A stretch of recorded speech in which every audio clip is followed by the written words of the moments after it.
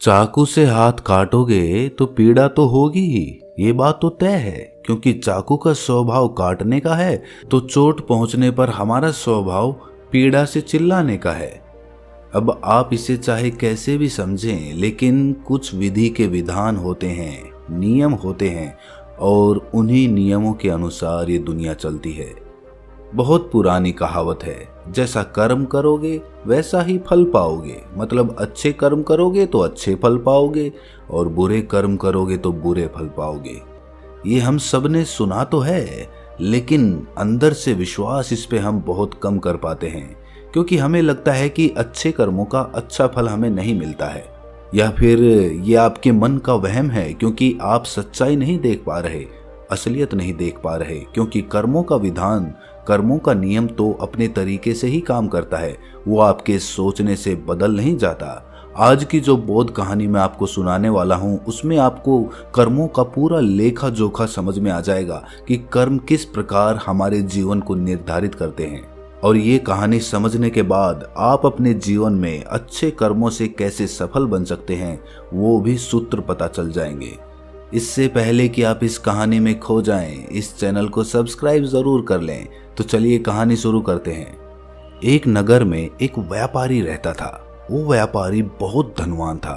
अपने नगर के बड़े बड़े व्यापारियों में उसका नाम लिया जाता था। अपने खुद के नगर में भी उसका बहुत नाम था।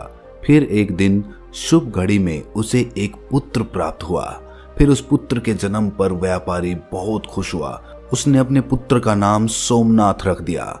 व्यापारी ने सोचा कि अब उसका पुत्र बड़ा होकर उसके कारोबार को संभाल लेगा और वो अपने नगर का सबसे बड़ा व्यापारी बन जाएगा। उस व्यापारी ने अपने पुत्र का अच्छे से लालन पालन किया, उसे अच्छे से पढ़ाया लिखाया, और उनके पुत्र सोमनाथ ने भी बड़े होकर अपने पिता के व्यवसाय में हाथ बटाना शुरू कर दिया। पिता अपने पुत्र को ऐसे काम करते देख बहुत प्रसन्न होते थे। फिर जब सोमनाथ कुछ समझदार हो गया तो व्यापारी ने अपने पुत्र सोमनाथ का विवाह एक सुंदर युवती के साथ करवा दिया।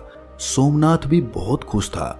सोमनाथ शादी होने तक तो अपने पिता के साथ व्यवसाय में हाथ बटाता रहा, लेकिन फिर अचानक ही सोमनाथ में कुछ परिवर्तन आने लगे। वो दिन भर अपने दोस्तों के साथ घूमने लगा। धीरे धीरे सोमनाथ को एक बहुत बुरी आदत ने पकड़ लिया। वो रोज अपने दोस्तों के साथ जुआ खेलने लगा। सोमनाथ अब ना तो अपने घर रहता था और ना ही अपने पिता के व्यवसाय में कोई हाथ बटाता था। वृद्ध होने के कारण उनके पिता व्यापार की देखभाल नहीं कर पाते थे, और सोमनाथ तो व्यापार की देखभाल करना तो दूर की बात रही, वो तो अपने पिता के द्वारा कमाए गए धन को जुए में उड़ा रहा था। व्यापार की देखभाल नहीं होने के कारण धीरे धीरे उसका व्यापार में भी बहुत नुकसान होने लगा। सोमनाथ के पिता ने सोमनाथ को भी बहुत समझाया कि मैंने इतनी मेहनत करके इतना बड़ा व्यापार खड़ा किया है, तुम इस जुए खेलने की आदत को, इस गंदी आदत को छोड़ दो, नहीं तो एक दिन ऐसा आएगा जब तुम्हारे पास कुछ भी नहीं बचेगा, कोई तुम्हारा साथ नहीं देगा, फिर तुम पछताओगे। इसीलिए तुम समय रहते संभल जाओ। लेकिन सोमनाथ ने तो अपने पिता की एक भी नहीं सुनी। वो तो उनकी बातों को सुनकर अनसुना कर देता था। ऐसे ही समय धीरे धीरे गुजरता रहा। समय के साथ उसके पिता और भी बूढ़े हो चले थे और उनको बीमारियों ने जकड़ लिया। कुछ समय के बाद ही उस व्यापारी की मृत्यु हो गई। अपने पिता की मृत्यु पर भी सोमनाथ को बिल्कुल भी अफसोस नहीं था। उसके चेहरे को देखने से ऐसा लगता था कि उसे कोई दुख नहीं है। ऐसा लग रहा था कि मानो उसके पिता की मृत्यु के बाद तो उसे आजादी मिल गई हो। अब उसे कोई कहने सुनने वाला नहीं था। अब तो सोमनाथ पहले से भी अधिक जुआ खेलने लगा था। सोमनाथ जुआ खेलकर एक बहुत बड़ा आदमी बनना चाहता था।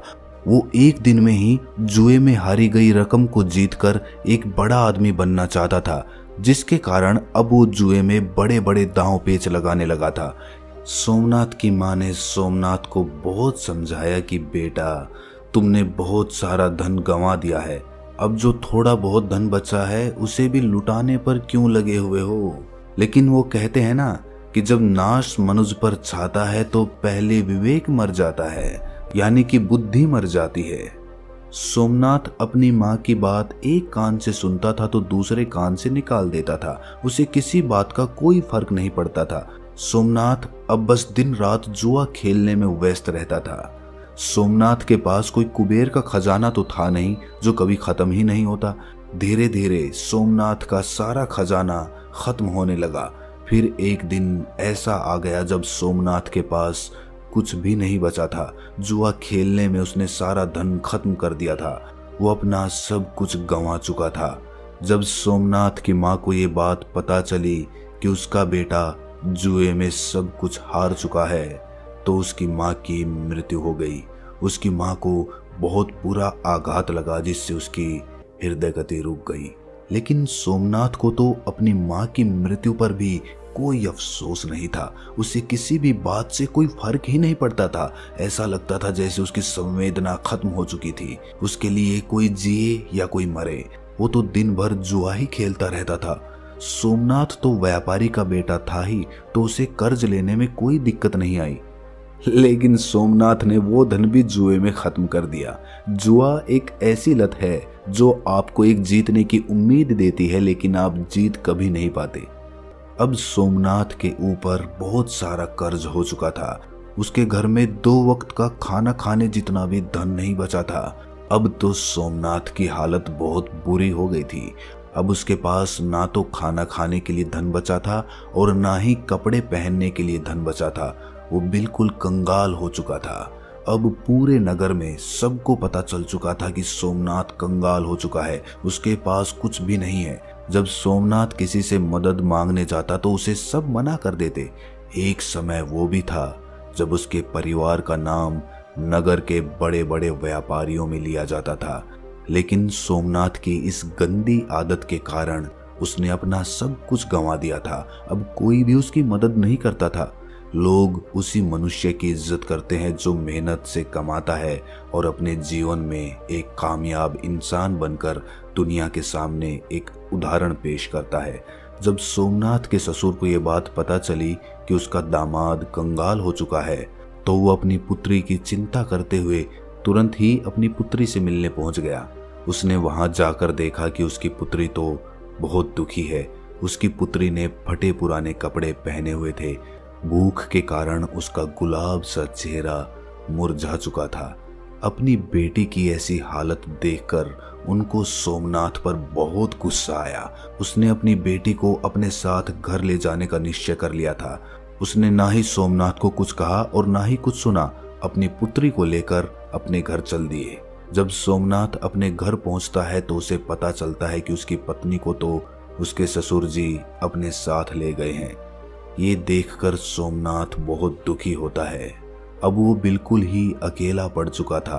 अब ना तो उसके पास पैसा था, ना पत्नी थी और ना ही उसके माता पिता थे। सब लोग उसे अकेला छोड़कर जा चुके थे। अब सोमनाथ को अपने पिता की हर वो बात याद आने लगी जो उसके पिता ने उसे समझाई थी। उसकी ऐसी हालत का जिम्मेदार वो स्वयं था। वो अचानक अपने आप से ही बातें करने लगा। उसने कहा कि एक दिन ऐसा था जब मेरी गिनती नगर के बड़े बड़े व्यापारियों में होती थी और आज मेरे पास खाने के लिए खाना तक नहीं है। अब मैं मेहनत करूंगा और अपना खुद का व्यापार फिर से खड़ा करूंगा। ये सोचकर सोमनाथ अपने ससुर से मिलने के लिए चला जाता है ताकि वो उनसे कुछ धन उधार लेकर अपना व्यापार फिर से शुरू कर सके। सुबह होते ही वो अपने ससुर से मिलने के लिए निकल पड़ता है। ससुराल पहुंचकर वो अपनी हालत को देखकर रोने लगता है। अपने फटे पुराने कपड़ों को देखकर वो सोचता है कि वो अपने ससुराल में ऐसे फटे पुराने कपड़ों में तो नहीं जा सकता। मैं साफ सुथरे कपड़े पहनकर ही अपने ससुर से मिलने जाऊंगा और अगर वो फटे पुराने कपड़ों में ससुराल जाएगा तो उसकी बची खुची इज्जत भी खत्म हो जाएगी। ये सब सोचकर वो इधर उधर देखने लगा। उसकी नज़र एक कपड़े की दुकान पर पड़ी, लेकिन शाम हो जाने के कारण वो दुकान बंद हो चुकी थी।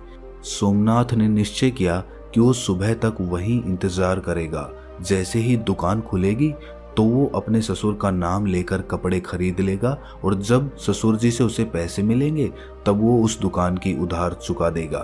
अपने फटे पुराने कपड़ों में ससुराल वालों के घर जाने से अच्छा है कि मैं एक रात इस दुकान के बाहर ही गुजार दूं। ये सब सोचकर सोमनाथ उस कपड़े की दुकान के बाहर ही सो जाता है। सोमनाथ भूख के मारे इधर उधर करवटें ले रहा था। तभी सोमनाथ ने देखा कि एक युवक चुपचाप दुकान के भीतर जा रहा है। उस युवक के भीतर जाने के कुछ देर बाद ही एक स्त्री भी दबे पांव उस तरफ आई और दुकान के अंदर चली गई। सोमनाथ को वो स्त्री अंधेरे में भी जानी पहचानी लग रही थी। सोमनाथ ने उस स्त्री को ठीक ढंग से देखने के लिए दुकान की खिड़की से बाहर झांका। वहां पर उसने जो देखा वो देखकर उसके होश उड़ गए, क्योंकि वो औरत कोई और नहीं बल्कि उसकी ही पत्नी थी। फिर सोमनाथ ने अपनी पत्नी और उस युवक की बातें ध्यान से सुनी। सोमनाथ की पत्नी उससे कह रही थी कि हे मेरे प्राण प्रिय, तुमसे बहुत प्रेम करती हूँ और मैं तुमसे विवाह करके पूरी जिंदगी तुम्हारे साथ रहना चाहती हूँ। मैंने आज तुम्हें यहाँ एक राज की बात बताने के लिए बुलाया है ताकि हम विवाह करने के बाद आराम से रह सकें। हमारे पास किसी भी चीज की कोई कमी ना हो। उस युवक ने बड़ी ही उत्सुकता के साथ पूछा कि कौन सा राज? तुम किस राज की बात कर रही हो? फिर सोमनाथ की पत्नी ने उस युवक से कहा कि मेरे ससुर जी बहुत धनी व्यापारी थे। उन्होंने अपने जीवन में बहुत ही कठिन परिश्रम किया था और खूब सारा धन कमाया था, और उन्होंने 4 घड़े सोने के सिक्कों से भरवाकर मकान के चारों कोनों में गड़वा दिए थे।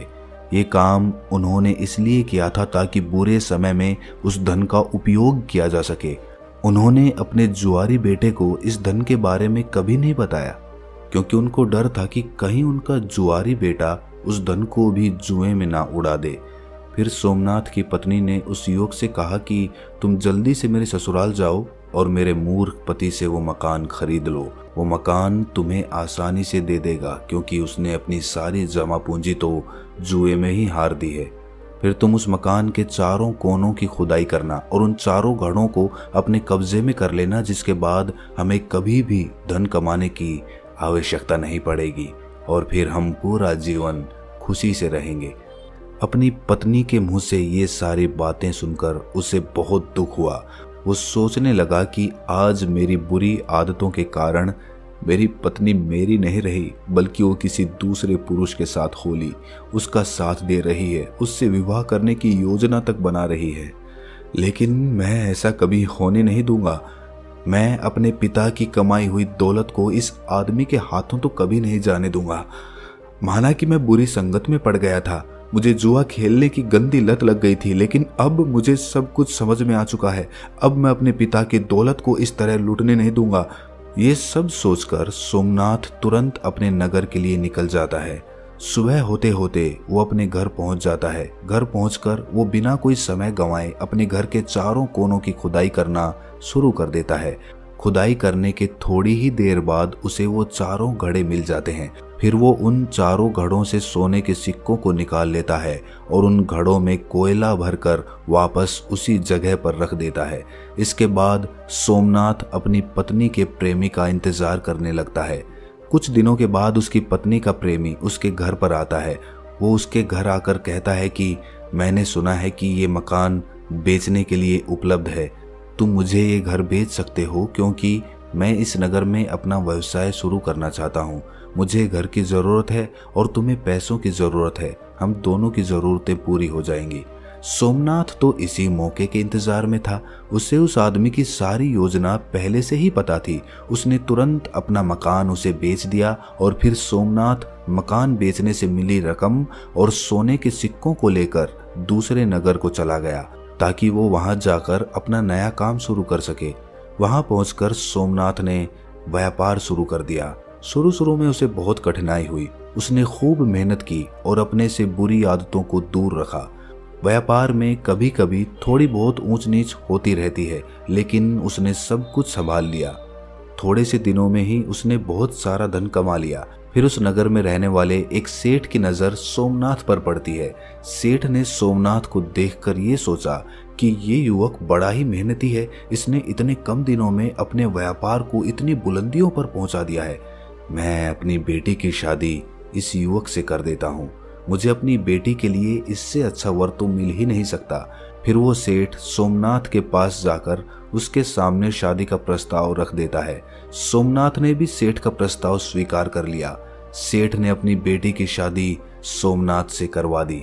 अब सोमनाथ के पास वापस पहले जैसा ही सब कुछ हो गया था। उसने धन कमा लिया था, इज्जत कमा ली थी, शादी भी हो गई थी। अब उसके पास सब कुछ था। अब सोमनाथ अपना जीवन खुशी से जी रहा था। अब उसके पास किसी भी चीज की कोई कमी नहीं थी। उधर सोमनाथ की पुरानी पत्नी का प्रेमी वो घर पाकर बहुत खुश हो रहा था, लेकिन जब उसने मकान के चारों कोनों की खुदाई की तो उसे सोने के सिक्कों के बदले कोयले के भरे 4 घड़े मिले और कोयले से भरे घड़ों को देखकर वो छाती पीट पीट कर रोने लगा। उस युवक को सोमनाथ की पत्नी पर बहुत गुस्सा आ रहा था। वो सोच रहा था कि काश उसने उसकी बात नहीं मानी होती। अगर मैंने उसकी बात नहीं मानी होती तो मुझे आज अपना धन नहीं गंवाना पड़ता। सोने के सिक्कों से भरे घड़े मिलना तो दूर, मेरे जीवन की जमा पूंजी भी जाती रही। इसके बाद उस युवक ने अपनी प्रेमिका यानी कि सोमनाथ की पत्नी को भी सबक सिखाने के लिए उसे छोड़ दिया। वो वापस अपने गांव लौटा और अपनी प्रेमिका को बुलाया और कहा कि तूने मुझे ठगने की कोशिश की है, मेरी सारी जमा पूंजी तूने बर्बाद कर दी, अब मेरे पास कुछ भी नहीं बचा है। आज के बाद कभी मुझे अपना चेहरा मत दिखाना, चली जाओ मेरे सामने से। उधर सोमनाथ ने अपनी गलती से सीख लिया था कि बुरे कर्म करोगे तो परिणाम बुरा ही प्राप्त होगा। इस कहानी की सीख पर अगर हम गौर करें तो शुरुआत में सोमनाथ जुए का लती था, जुए का आदी था, तो उसके पास कुछ भी नहीं बचा था। वो सड़क पर आ गया था। उसकी पत्नी ने भी उसे छोड़ दिया था। ये उसके कर्म का ही परिणाम था। अगर वो अपने व्यापार को अच्छे से करता तो शायद उसे वो दिन देखने नहीं पड़ते। खैर, जैसे तैसे सोमनाथ को अपनी गलती का एहसास हुआ और उसने अपना जीवन बदल लिया। इससे हमें ये पता चलता है कि हमने चाहे जीवन में कितने भी बुरे कर्म किए हों, लेकिन हम कभी भी नई शुरुआत कर सकते हैं। अच्छे कर्म करने के लिए कोई भी समय नहीं होता, या यूं कहें कि हर समय अनुकूल होता है। और दूसरी तरफ हमें ये भी सीख मिलती है कि अगर हम बुरे समय में अपनों का साथ छोड़ दें, उन्हें धोखा दें, तो उनका भी बहुत बुरा परिणाम होता है। जैसे कि सोमनाथ की पत्नी ने उसे धोखा दिया, लेकिन इस धोखे के कारण उसने अपना सब कुछ गंवा दिया, यहाँ तक कि अपनी इज्जत तक गंवानी पड़ गई। अगर सोमनाथ की पत्नी केवल उसकी बुरी लत की वजह से उससे दूर चली गई थी तो वहाँ तक भी उसने कुछ गलत नहीं किया था, क्योंकि इसकी वजह खुद सोमनाथ था। लेकिन अपने प्रेमी के साथ मिलकर अपने पति को ही छलने की योजना बनाना उसे बहुत महंगा पड़ा। तो दोस्तों, कैसी लगी ये कहानी आपको कमेंट सेक्शन में ज़रूर बताना, और अच्छी लगी हो तो इस चैनल को सब्सक्राइब ज़रूर कर देना।